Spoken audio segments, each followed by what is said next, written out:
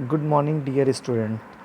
आज हम लोग बात करेंगे फंडामेंटल ऑफ ऑर्गेनिक फार्मिंग की। जैसा कि मैंने पिछले लेक्चर में बताया, ऑर्गेनिक न्यूट्रिएंट के रिसोर्स क्या क्या हैं। जो कार्बनिक पोषक तत्व हैं, ठीक है ना, उनके रिसोर्स स्रोत क्या क्या हैं। तो ये तीन होते हैं। एक होता है प्राइमरी रिसोर्सेज, दूसरा होता है क्या कहते हैं आपका पूरक स्रोत, और तीसरा होता है आपका एग्रोनॉमिकल रिसोर्स या एग्रोनॉमिकल टेक्निक होती है। तो हम बात करेंगे प्राइमरी रिसोर्स की। प्राइमरी रिसोर्सेज के अंतर्गत जो आपके आते हैं वो ऑर्गेनिक मैन्योर होते हैं, जैसा कि FYM farm yard manure, vermicompost, hen manure. और दूसरा है वेजिटेटिव रेसिडुअल। वेजिटेटिव रिड्यूस जो होते हैं, इनका मतलब है जो वानस्पतिक अवशिष्ट होते हैं, जैसे वो केक हुए या पैडी स्ट्रॉ हुआ, धान का भूसा या फार्म रेसिड्यूस्ड हुए, ठीक है ना। उसके बाद हम बात करेंगे एनिमल रेसिड्यूस्ड की। एनिमल रेसिड्यूस्ड का मतलब है जो पशुओं के अवशिष्ट पदार्थ होते हैं, जैसे बोन पाउडर, ठीक है ना, हड्डी का चूरा, फिश मैन्योर। फिर बायो फर्टिलाइज़र। बायो फर्टिलाइज़र में आप लोग देख रहे हैं राइजोबियम, एजेटोबैक्टर, शेवाल। IPM इंटीग्रेटेड पेस्ट मैनेजमेंट, जैसे ट्राइकोडर्मा, फेरोमोन, है, ठीक है ना। तो ये सब चीज़ें होती हैं। जब हम और आगे बढ़ेंगे तो देखेंगे दूसरा जो हमारा था, मैंने बताया था सप्लीमेंटर रिसोर्स, जो बी है सप्लीमेंटर रिसोर्स, पूरक स्रोत। पूरक स्रोत में जो होता है शुगर केन मील से जो मैन्योर होती है वो इसके अंतर्गत आती है। तीसरा agronomical technique, deep tillage and summer season, on summer season, यानी गर्मियों के दिनों में जब हम गहरी जुताई, यानी जो इस टाइम हमारा खेत खाली पड़ा हुआ है, तो इन समय में जो लोग आप ग्रीन मैन्योर क्रॉप नहीं लिए हुए हैं, ठीक है ना, तो वो उन अपने खेतों में डीप टिलेज यानी गहरी जुताई करवा सकते हैं। उसके साथ क्रॉप रोटेशन और ग्रीन मैन्योर, इस पे हम लोग आगे चर्चा करेंगे। ये तो मैंने बता दिया कि रिसोर्सेज क्या क्या हैं। अब बात करेंगे हम लोग FYM मैन्योर्स। FYM क्या है? Farm yard manure, I mean गोबर की खाद। तो देखेंगे farm yard manure FYM is prepared basically using cow dung, cow urine, waste straw and waster. FYM is a rich in nutrient. Farmyard manure is a prepared of basically using a cow dung. यानी जो farm yard manure हम बनाते हैं, basically हम ये पशुओं के गोबर से बनाते हैं। और किससे बनाते हैं? यूरिन से बनाते हैं। और जो पशुशाला में वेस्ट होते हैं, जैसे हम लोग पुआल का बिछावन करते हैं, मल्चिंग वगैरह करते हैं, उनसे तैयार करते हैं। FYM in rich and nutrient, जो FYM होता है गोबर की खाद होती है, इसमें पोषक तत्व तो बहुत अधिक मात्रा में पाए जाते हैं। हम लोग बात करेंगे अब और आगे देखेंगे कंपोजिशन ऑफ FYM।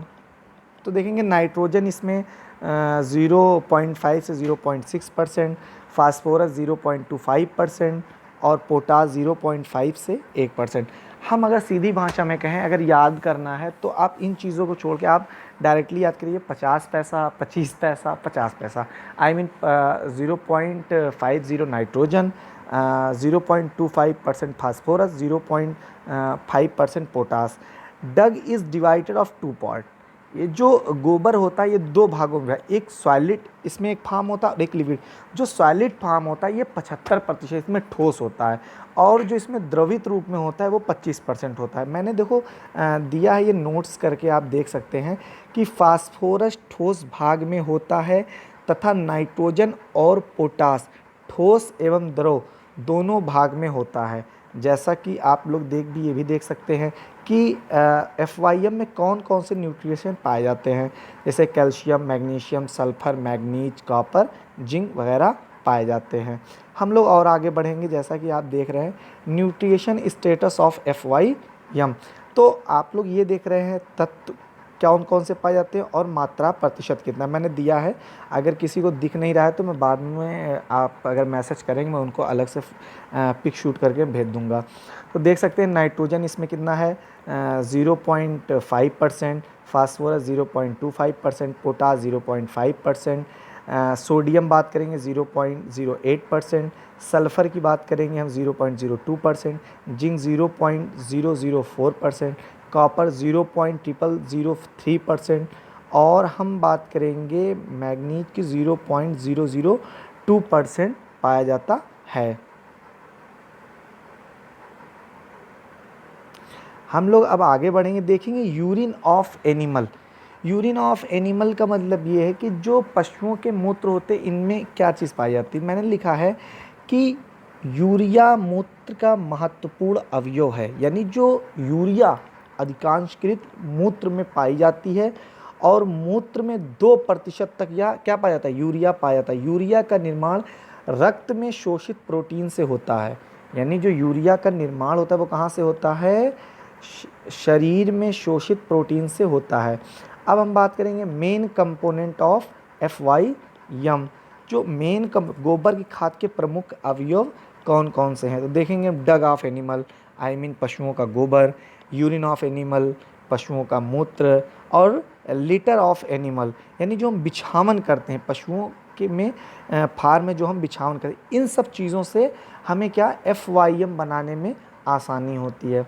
फिर आप और आगे देखेंगे तो लिखा है factor affecting of composition of FYM, यानी गोबर की खाद को प्रभावित करने वाले कारक कौन कौन से हैं। जैसा कि मैंने दिया है पहला kinds of animal. Kinds of animal की बात अगर हम लोग करेंगे तो विभिन्न पशु जो होते हैं, ठीक है ना, उनके मल मूत्र के आधार पर खाद की रचना बदल जाती है, जिसके आधार पर खाद के जो गुण होते हैं वो प्रभावित होते हैं। दूसरा है लीटर, दूसरा आप लोग देख रहे हैं लीटर। लीटर मीन्स बिछावन। पशुओं के नीचे प्रयोग करने वाले बिछावन की रासायनिक संरचना अलग अलग होती है, अतः बिछावन के साथ साथ खाद की रचना बदल जाती है। विभिन्न प्रकार के भूसा बिछावन के लिए काम में लाए जाते हैं। तीसरा ration of animal. Ration of animal की बात करें, जो हम पशुओं को भोजन देते हैं, चाहे वो भूसा हो, घास हो, हरा चारा हो, तो इनसे जो मल से बनाई गई खाद, चोकर, बिनौला आदि खली खाने वाले पशुओं की अपेक्षा कम नाइट्रोजन होगी, ठीक है ना। उसके बाद हम बात करें एज ऑफ एनिमल।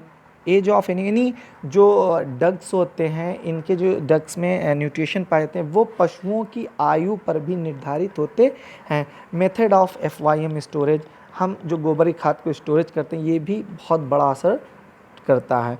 अब हम बात करेंगे scientific method of prepare of FYM, ठीक है ना, आप समझ रहे हैं ना। तो हम इसको तैयार करने की कौन कौन सी विधि है, ठीक है ना, मेथड है, प्रिपेयर कैसे। तो एक मैंने दिया ट्रेंच मेथड। आप ट्रेंच मेथड में देखेंगे, जो लोग देखे होंगे जब हम लोगों का डेमोस्ट्रेशन फार्म है वहाँ पे शुगर केन की सोविंग की गई थी, तो एक रिंग मेथड था, एक ट्रेंच मेथड था, तो आप लोग उस मेथड को इसमें ध्यान रखेंगे। तो आप देखेंगे ट्रेंच मेथड में इस विधि में को डॉक्टर CN आचार्य के नाम से जाना जाता है, CN आचार्य के नाम से जाना जाता है। इस विधि में 6 से 8 मीटर लंबे, 1.5 से 2 मीटर चौड़े और 1 से 1.25 मीटर गहराई के गड्ढे खोदेते हैं। यह खाद इस विधि द्वारा 150 से 160 दिन में बनकर तैयार हो जाती है। फिर आता है एक पिट मेथड, गड्ढा खोद के जो हम बनाते हैं, तो उसकी लंबाई 8 मीटर, चौड़ाई 1.8 मीटर और जो उसकी गहराई होगी 1.2 मीटर।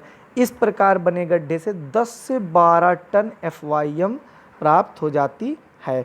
अब एक चीज़ जो थी मैंने अपने फर्स्ट लेक्चर में बताया था, फोर्टिफिकेशन किसे कहते हैं।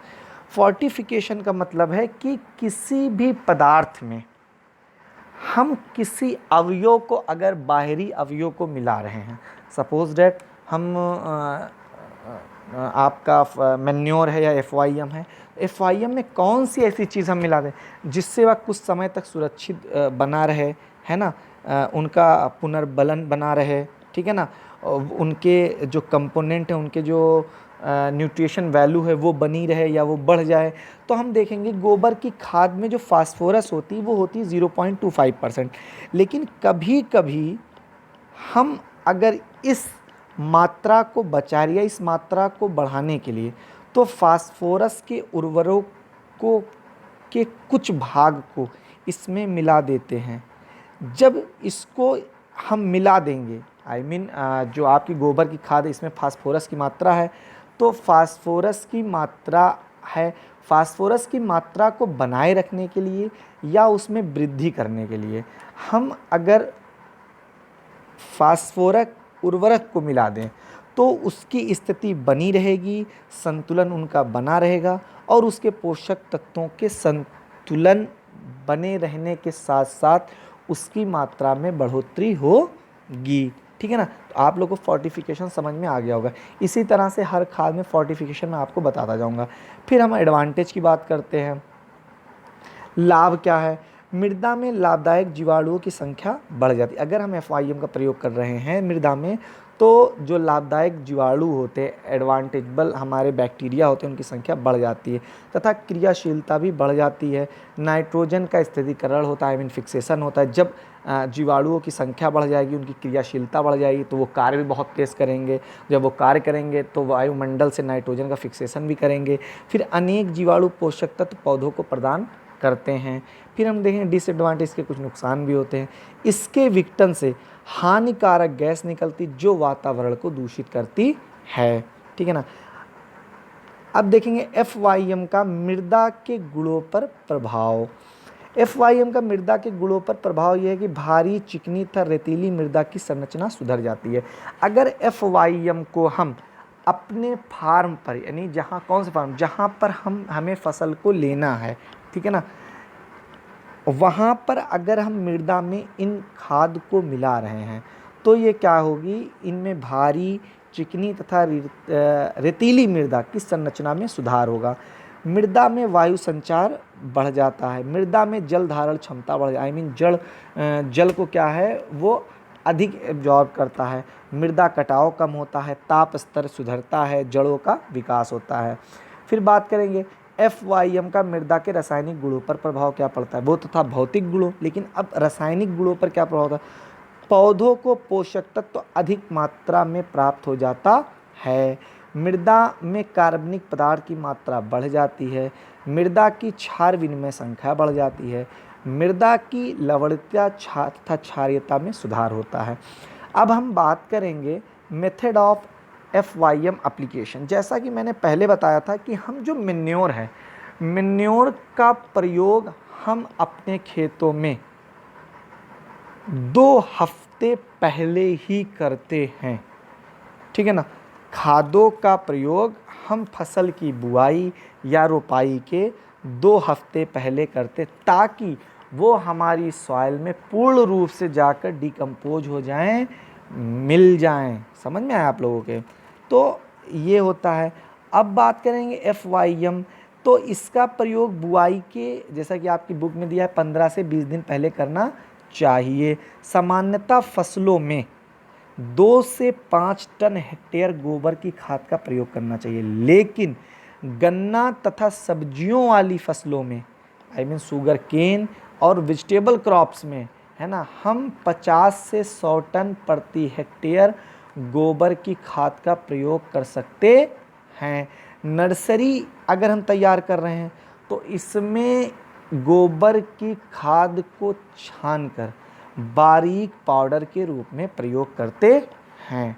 मैं आशा करता हूं कि आप लोग को समझ में आ गया होगा। जिनके भी समझ में नहीं आया है वो एकदम किसी बिना हिचकिचाहट के क्वेश्चन पूछ सकते हैं। ठीक है ना। Thank you.